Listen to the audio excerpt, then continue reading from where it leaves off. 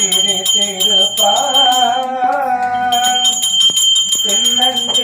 பெண்போட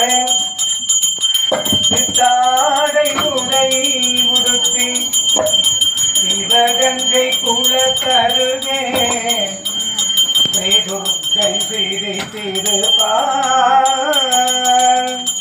பெண்ணவளின் கண்ணழகை பேசி முடியாது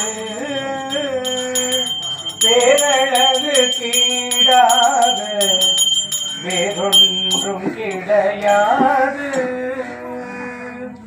தீபமங்கள ஜோதி நமோ நம தூய அம்பலலீலா நமோ நம வேத மந்திர ஸ்வரூபா நமோ நம அருள் தாராய் தீபமங்கள